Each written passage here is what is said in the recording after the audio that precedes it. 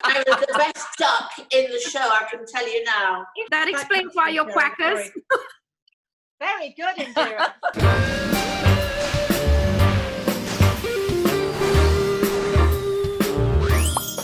Hello! Hey! Hello there. Before we go any further, can I say like and subscribe to us on YouTube? And like and follow us on Facebook. And don't forget to follow us on Twitter and tweet, please. And of course, as you know, Instagram is looming very large in my life, in your life, in Now, everybody's I'm life. afraid, Sherrie, we don't have time for Instagram today because, as many of you eagle-eyed people will have noticed, there is someone else in our nest. Hey! This is Indiraa, everybody. Indiraa is... People wouldn't notice, so I wore the brightest shirt I could find. You look fabulous. It looks very lovely. I must tell you about Indiraa. Indiraa is a cook, an animal rescuer, a pilot, a champion tennis player, a musician. There is nothing a broadcaster, there's nothing this woman doesn't do. Is there something you don't do? Actually, that's probably a more interesting question. Will you be my PR person, please? Yeah, it'll cost you. I know, I've heard. Indiraa, welcome to our nest. It's so lovely Thank to see you you. here. Welcome. Listen, I'm one of those people, when I come to Nest, you won't get rid of me, so be careful. Good. We don't want to. How have you been coping, Indiraa? How's it been going for you? Oh, it's been, well, today, well, I think when before lockdown, after Christmas, I was struggling a lot with my music and stuff and then lockdown came. So I've been writing songs like, very depressing songs. I don't think my promoters want to buy any of my songs. And I actually, straight after Christmas, I went into rehab. So I wrote a song called 12 Steps. And it was 12 steps really to freedom, because I was an alcoholic and on antidepressants for 12 years due to clinical depression. So I gave it all up on the 6th of January. Wow. And, today is my 6-month anniversary. Congratulations. Happy anniversary. Amazing. Yes, 12 years. congratulations. That was a long time, Indiraa, 12 years. Yeah, it was. What brought you to the point where you went, stop now? Well, the thing is with antidepressants, I was on a very strong drug called duloxetine, and I believe that maximum they give you is about 60 milligrams, and I was on 120, and I was everyone knows that mixing booze and antidepressants is like, you may as well slit your wrist with a blunt knife. It is lethal, because it was killing my brain, it was killing my body, everything. And the minute I'd have 2 glasses of wine, it was like drinking 2 bottles of vodka. Really? But how amazing you were able to put the spoke in that wheel and know you wanted freedom. I don't know if anyone has been on very strong antidepressants and mixed with alcohol. Yes. You go absolutely to doolally. Absolutely. Yes. I mean, I would be me, and then I would just become this other person, and I would not remember at all. I started asking my husband to video me so I'd know who I was after my drink. That must be a very brave thing to do, for them Yes. to watch yourself back. I mean, I've heard this before. I had a very strange partner for some time, as you girls probably know, and he used to get horrible when he was drunk. And so I did video and show it to him, and that really made him go, because it's so shocking to see yourself, isn't it? How others see you. It's horrible. And I know when my husband was playing a tennis tournament in France, in La Boule, and the next day I was actually sleeping between the bed and the dresser in the hotel. And I'd get up in the mornings and say, God, this, my doctor, when I was a kid and a tennis player, he told me I had petechial hemorrhage due to capillary fragility leading to trivial trauma. In other words, I bruise a lot. But I never realized that every day I had these massive bruises all over me. And I tell Rajiv, I said, I must have hit this. I must have hit that. And he never told me I was falling down staircases. I was tripping. I was tripping all over the place, and I just fall asleep. And it was just awful, because in La Boule, why I mentioned it is he videoed me sleeping in between the bed and the dresser. And in the morning, I asked him, I said, I need you to tell me what I'm doing. And he said, that's why I videoed it for you, but are you sure you want to do this? And I was literally ranting and raving in my sleep. I had all dressed up for the evening. My legs were on top of the dresser, and I was between the bed and the dresser. And the most unladylike, most disgusting scene I've ever seen, really. And how brave of you, though. How brave of you, Indira. And how wonderful to have such fantastic support from your husband as well. I mean, it's amazing. Both of you. We never drank. Neither of us ever drank at all. And then my mum passed away. And this is so weird, because my mum died, and 3 days before she passed away, I started drinking. That was in 2013, and I gave up drinking 3 days before my father passed away. So I was in rehab when Dad passed away on my wedding anniversary. I tell you, my parents have a knack of doing this, you know. They pick the worst time to exit. Their timing. When can I ask you, when you were in rehab, I mean, I'm sure there must be a time in there when you think, I can't do this. I've got to have a drink. I've got to get out. Or were you so determined by then to say, whatever happens, this stops now? I was very determined, because I know that before I went into rehab, that was on the 4th of January, my father fell over and broke his hip bones on either side and his femur. And he was in India, and I was given the option to catch a flight and go. And I said, I don't want to be sitting in a hospital and thinking, you know, F me, I need to get a drink, rather than looking at my father lying there. I would be thinking, oh God, I need a drink. What kind of support am I for my sisters or my dad? And what kind of disrespect would that be to my father? So I said, no, I'm going into rehab. But on that plane to Edinburgh, my God, 100 times I asked myself what I was doing. And then the drive up to Castle Craig was another nightmare for me. But I think on the doorstep, my husband did give me the choice again. He said, you know, you can go after the anniversary if it helps. And I said, no, it's just 3 days. I'm not going back and starting again. And I know I'll chicken out. And I've just got to do this. But I know when he left, it was just, I thought my heart was going to break. But my husband was very supportive. In the month that I was there, every Sunday, he took an early morning flight to Edinburgh and then took a taxi up to Castle Craig to be there for 12. And he'd leave at 2, because he was given a 2-hour slot to meet me. And he did that for all the 5 weekends I was there. Wow. Yeah. How So noble. that was what I lived for. Thank you. Well, you know what? Especially the girls in the nest here. We haven't had wonderful experiences with men, but you hear about men like Raj, and you think, wow, there are very good blokes around, aren't there? Yeah, there is hope for us. When you finished your rehab and you came out, did you know?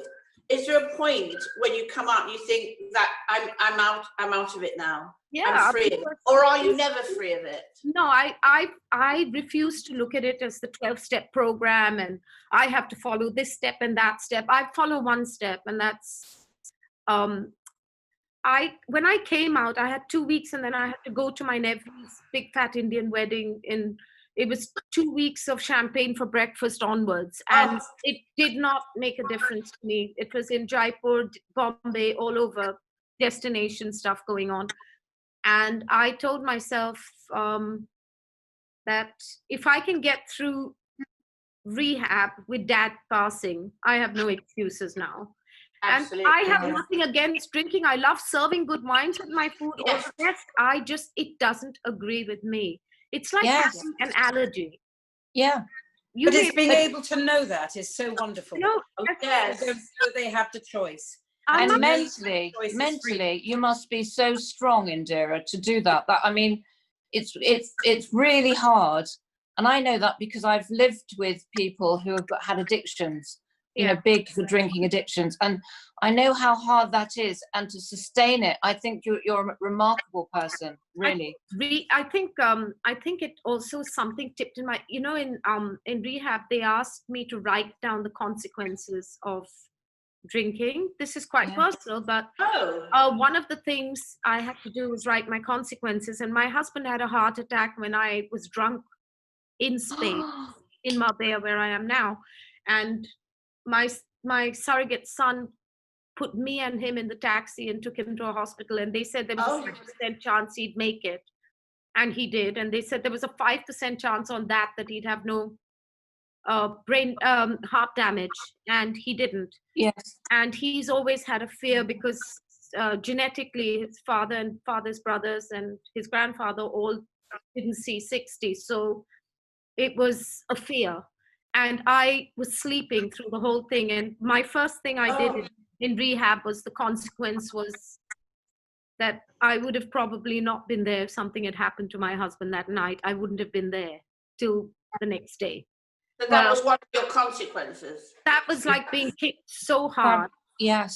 I never want to be in that place ever again. Ever again. Yeah. And I mean, really good. Did you say you're in Marbella now? Yeah, and it was a kind of thing. All my life, I've always wanted a holiday home where, and when we moved to England, all I wanted was the sunshine. Oh dear. No. Sorry about that. And Not happening. There is, it isn't like a fancy idea that we're here. What it is every summer my husband plays tournaments still. He's ranked 2 in GB over 55. He still plays for fun. And we met on the circuit when he was 15 and I was 18. And on the tennis circuit, yeah. Okay. So this is one of the places where the tournament's hosted. And we always stay in a hotel and play the 4 tournaments in Spain. And when we decided he wanted a holiday home, I tempted him saying, think about it. You can play the tournaments. We can live in the sunshine. Well done. Basically, I manipulated the whole thing. Brilliant. Well, I am glad you've joined us. I mean, today actually it's been very interesting news for the arts, hasn't it, girls? Yes, it has. We've had an injection. Well, it's a good place to start. It's 1.6 billion for the arts. I mean, the thing is, as somebody said this morning, the devil's in the detail, because we don't know how that's going to be distributed. Absolutely. And a lot of people can't afford to go to theatre anyway. You know, it's an elitist thing. And I think, but it's a good place to start. And let's see what happens. And I think we've just got to make sure that people have access to the theatre as well. You know, I don't think theatre is elitist. No, I don't think it is at all. I don't think it's elitist at all. My first It can be. theatre. My first experience of the theatre was, of course, a place that's close to Sherrie's heart. Of course, it was the Sunderland Empire, and they the most fantastic. I saw Tommy Trinder. God, wow! In pantomime. There you go. Absolutely. Every year, I used to go to the theatre. And I remember going with the school to see the ballet, and that was something incredible. When I was a little girl, the Sunderland Empire, you know, growing up sort of in the sort of late 50s, early 60s, or the 60s, was the most fantastic place. You know, you can't get less elitist than Sunderland, can you? But all the things that used to come there were just amazing, because because it was one of the biggest theatres in England, all the big tours used to come there. So I used to see everything. And also very, very famous because Sid James died on stage there. I was going to say also, a lot of theatre goes into schools. It's not elitist. A lot of shows go into schools all the time, and that's often where children first see live theatre in their pantos, which have gone in PIE. Yeah. And panto culturally, everyone does that. Doesn't matter where you're from. It's a kind of festive shared experience. So I think there is elitism in certain parts of the arts, but there always has been.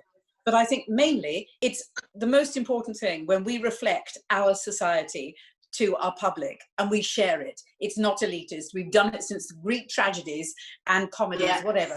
We have to go, look at this. So it's about our community and our world. And theatre has always been a part of it every time. Yeah. Well, I started on stage when I was 4.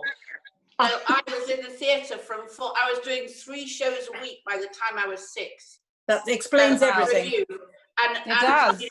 in Nottingham. And the thing is, those little theatres are still there, and those children are still going and are still, you know, hoping.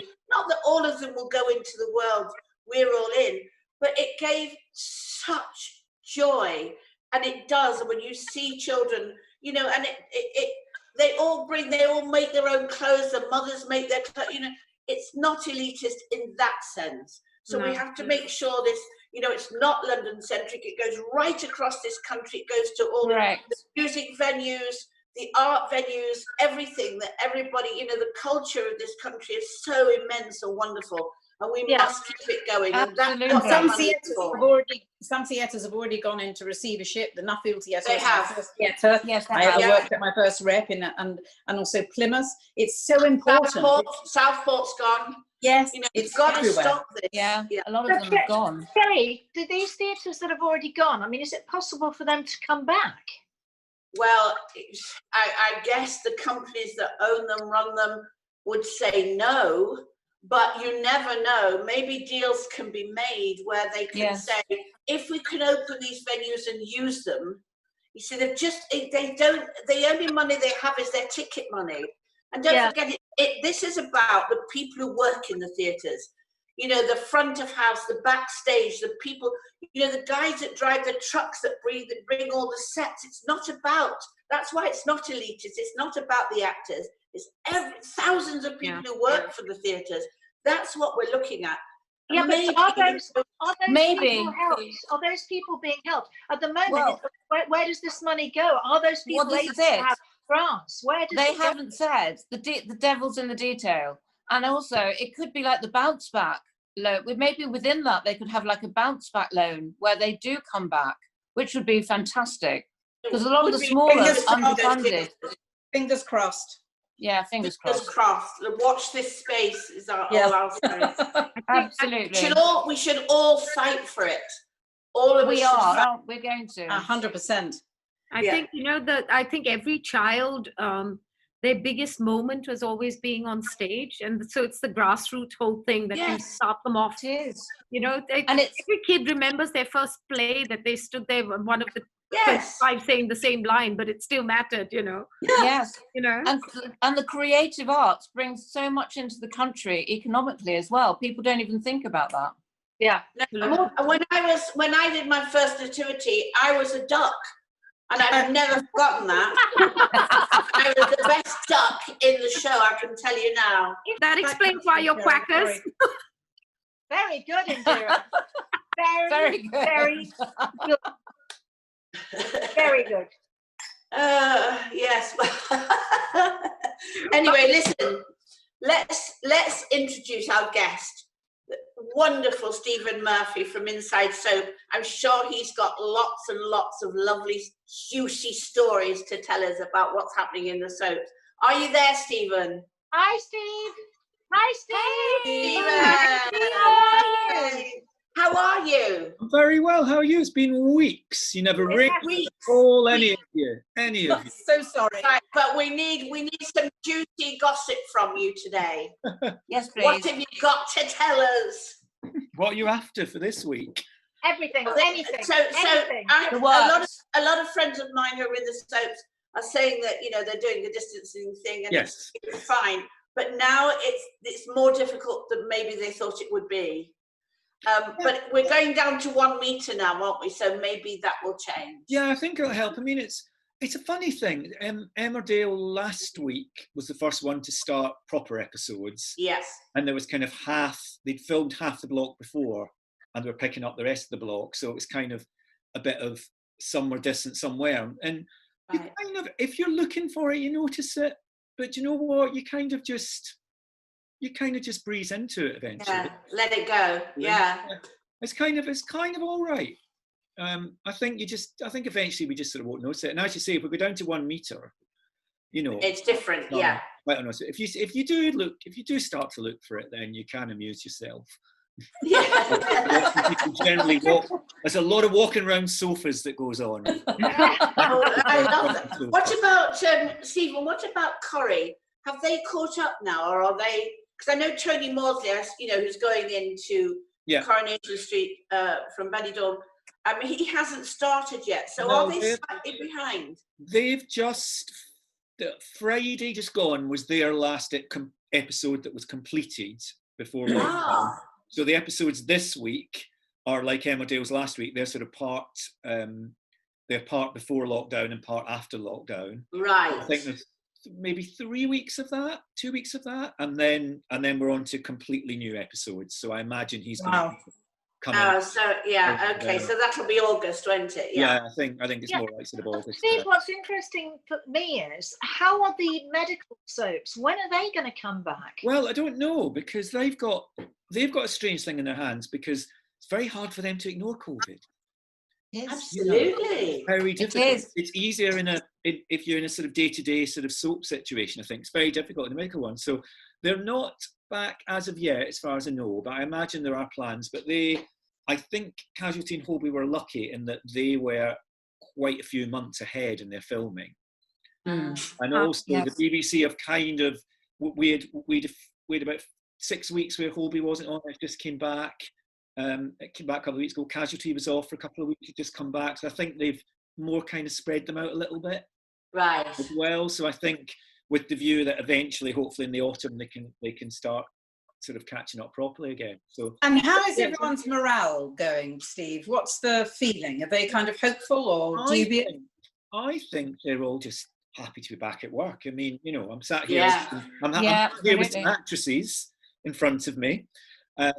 There's not many people working at the moment, so I think they're just very, very grateful. Stephen, you know what worries me though is the ageist thing. With the and I think that's still there, isn't it? Whether they'll use people over a certain age, or whether they will be on Skype, as they keep saying, and I hope they don't keep that going. No, I think Coronation Street is at the foundation of it is those older actors and those older characters and all. Absolutely. So I think they'll be very, very keen to get them back. But of course, you've just got to worry about safety. So I think they are keen. I think they'll have them back the second they can. I think the Skype thing or anything like that is just a way to keep them in there. And to keep good. Yes, no, I realise that. I just hope they don't carry that on. That's all. I don't think it's in any way a replacement. I think it's just a nice treat if we get to see Audrey Roberts for a couple of minutes on a Skype call because she's self-isolating or whatever. It's nice to see her. But I think definitely they will want those characters. But they need them back. Yeah. Kids. I mean, Coronation Street's got that huge story at the moment with Leanne's son, Oliver. Yeah. They can't have kids in at the minute. So he's going to sort of disappear. So he's just going to be in the other room or whatever, or asleep sort of any time we'll sort of be talking about him. Which is kind of a bit of a shame, but I think we're working ways to get around that. Stephen, there's an old story about, I don't know if you know the story about pantomime, when people couldn't afford 7 dwarfs. So that what they'd have is 2 dwarfs, and they'd come on, they'd go, "You lot stay out there until you're called in." I thought they just ran around 3 times, went back around the front again. Steve, may I ask if this COVID is going to become like one of the themes for the medical soap ops? Are they going to bring that into the storylines? I don't know. You kind of feel they would have to. Yeah, I mean, it's definitely. different in the soaps where I think you can just get away with some references and the pub isn't open and whatever, and they can't do crowd scenes anyway. So it's actually quite handy. I mean, in the medical ones, will they be? But the medical ones, I really don't know. You presume they would have to, but it depends when they start filming again and when they start screening, because no one knows how long the situation is going to last. Yeah. And suddenly you might be 2 months out of date because that's right. You started filming assuming one thing, and real life has caught up and past that by the time you're on screen. So I'm not sure, but it's a very tricky one for them. Very tricky. It is. Steve, how do you find it? Because soap is your world, and when soaps aren't there, how's it been for you? What are you doing? I'll tell you what, it's been very strange. It's been a really weird thing. I hadn't realised how much it's all in my hard drive, or whatever you might call it.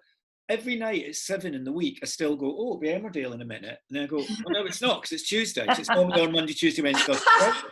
Friday night, I went, "Oh, it's EastEnders in a bit." "Oh no, it's not. It's not on." I found that. That's what I meant. It must be so habitual they are. And I'm sure Yeah. for a lot of Yeah, people. yeah. Because people, you know, we sit in, you know, we'll do research to the magazine, and people will say, you know, I want, you know, I like the kids done, I like this done, I like that done, because I like to be sat down by 7:30 because that's my bit of the day. That's Yes.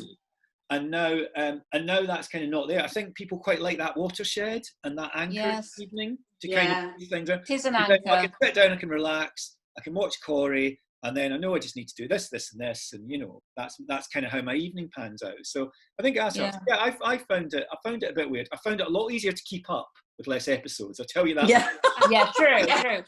And Stephen, what about your event? You have an event every year, don't you? Like the Soap Awards. Yes, What's we happening do. to that? We do. We're looking at having that a little bit later in the year, but I think it'll Right. be a sort of a kind of virtual event or a pre-recorded thing. Remote.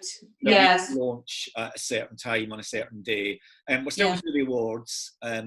Just because Good. I feel we should, and it's a fun thing to do, and everyone, you know, it's a great big part. It's a huge part of the magazine. It's just going to have to It be is. scaled down. Actually, Yeah. I had a stress stream about the awards last night. Oddly enough, you haven't had Ah. Oh. where I'd had them. I was going to have them. We're having an event, but I hadn't actually done any of the voting or anything. There you go. So that was my award stress stream. I don't know. Oh. It's like the actor's dream, Excellent. which I'm sure all of us have had. That awful dream that you'll just have to go on stage and you have no idea what show you're in or any of the lines. Well, exactly. What are you about to say?